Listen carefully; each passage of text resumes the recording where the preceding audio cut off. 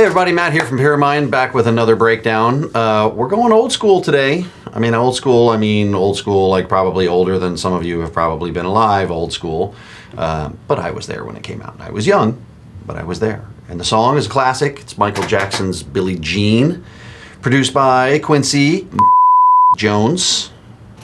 He took out his wallet and they looked at it, it'd say bad on it, guaranteed. Quincy Jones, Michael Jackson, Billie Jean. The question at hand is why bother going through a song that's been so back in the day, so long in the tooth, etc., because every song has a lesson to teach. Every song has a story to tell.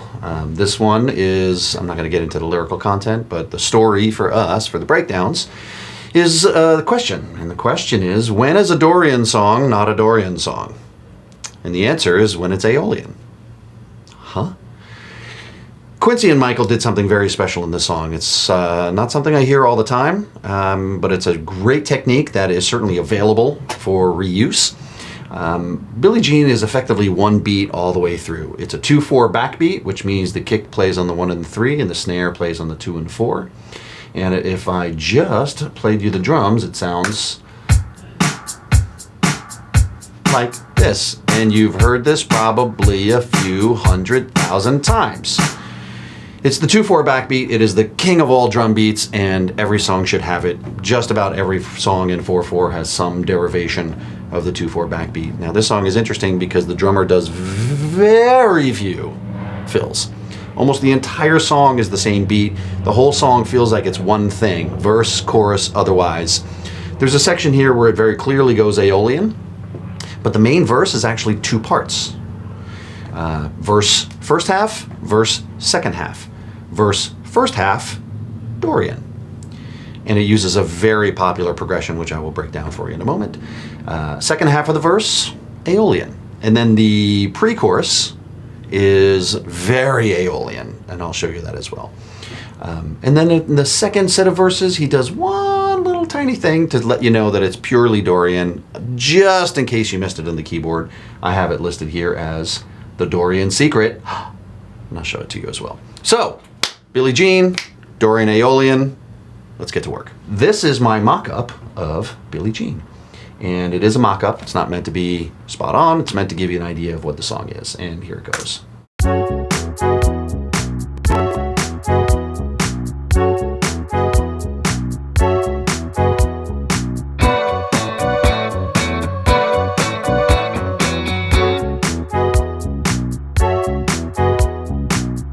So you've already heard verse first half, verse second half. Verse first half sounds like this.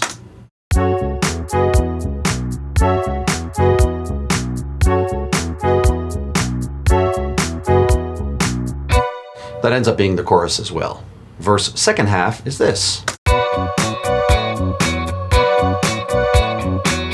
Right back to verse first half. Now, if you give me a moment, I will fire up a piano and I will show you what the hell is going on here. First of all, we're in the key of F sharp, sort of.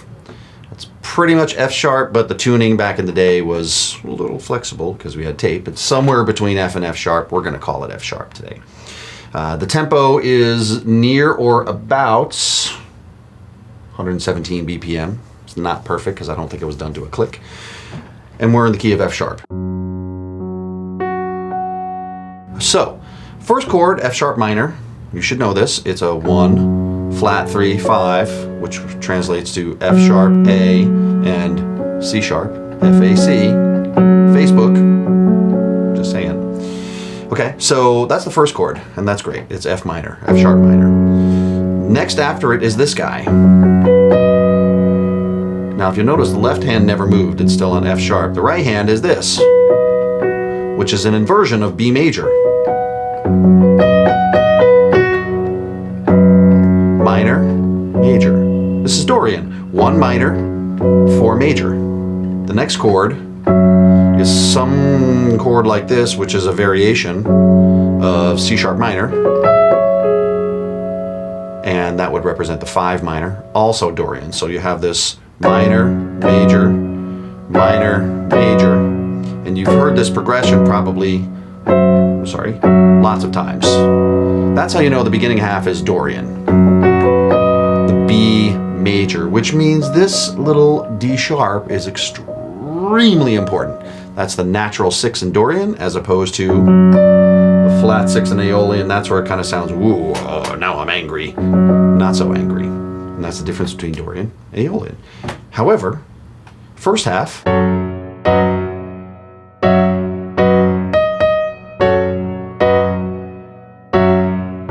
here's that note. Watch what happens next. Left hand moves to B, minor.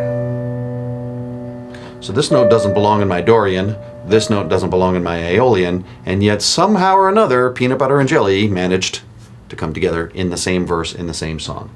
If I isolate it, you will be able to hear it a little more clearly.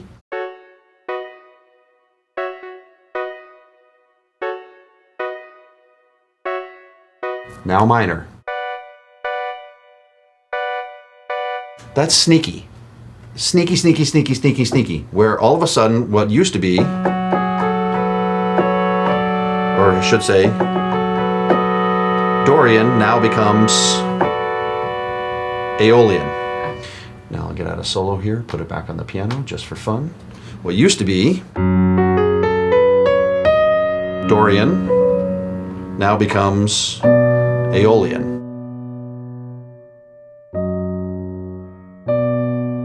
So that's the motion in the middle. So in the second half of the verse, when it gets a little serious and he repeats the phrase, that's when we went Aeolian.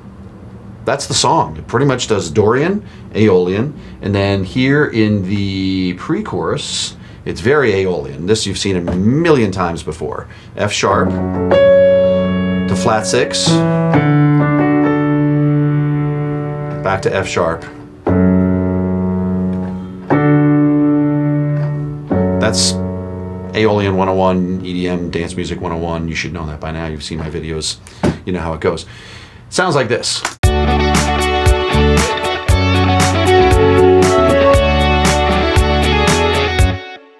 I will take the lead out just for a moment so we can focus on things. And this...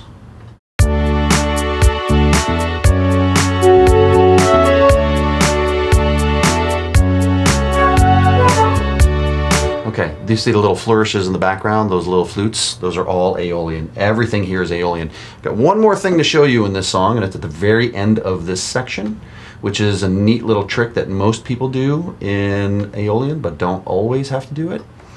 Aeolian, if you remember, the key of F sharp. Am I still in the piano? I am. 1, 2, 3, 4, 5, flat 6, flat 7, 1.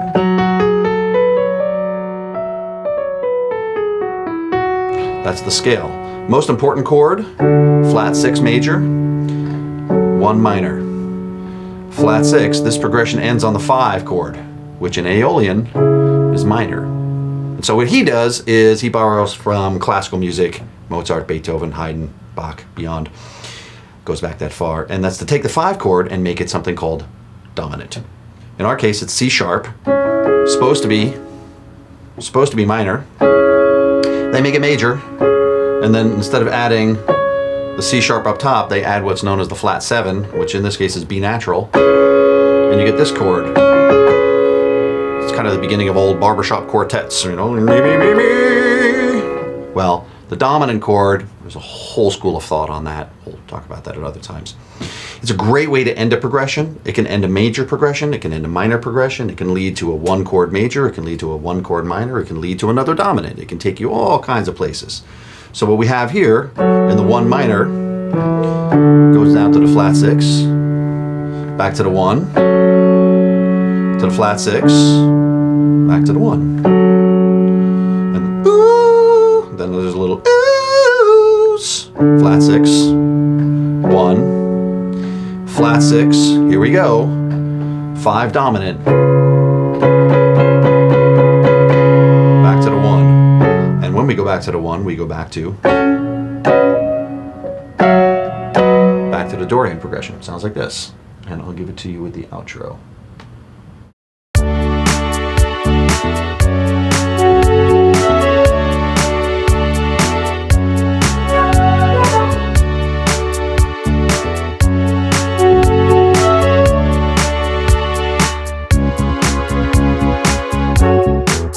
That's the dominant. 2 lessons so far. Dorian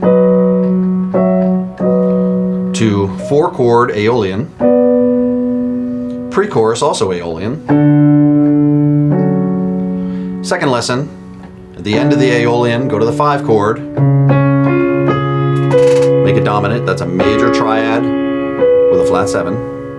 And then right back to the beginning, which is here. Billie Jean. So I told you there was a little Dorian secret in the back half, and what happens is after the first chorus, we come back to the second verse. We see this new synth line. One line happens once. It's a one-trick pony. It comes, it goes, whew, magic, disappears. And it's one of the big clues that lets you know it's Dorian. Remember, Dorian is minor. We're listening for a natural 6 in an otherwise minor world. 1, 2, 3, 4, 5. Natural 6. And you're going to hear this line. That's it. 6, 4, 5. Done. Looks like this.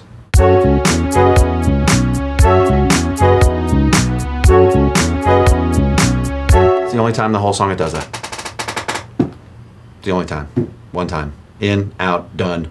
Hey, by the way, first half of the verse of Dorian, here's a little natural 6 to let you know. Quincy Jones. That's badass. It's tiny, but it's badass. And that, ladies and gentlemen, is Billie Jean. I'm Matt Donner. This is Pyramind. This is my breakdown. If you are at all interested in feedback on your music, I do give people feedback via email. I can give you one, no problem. Got time for that. Send it along, matt@pyramind.com. If you're interested in helping yourself finish tracks, struggling with production, struggling with ideas, struggling with mixing, arranging, etc., please feel free to join Pyramind at any of our online classes. But if you want to specifically work with me, you can join up for the producing and arranging class. Starting up again August 28th, and hope to see you all on the interwebs soon. Take care, y'all. I'm going to play this bass line because I like it.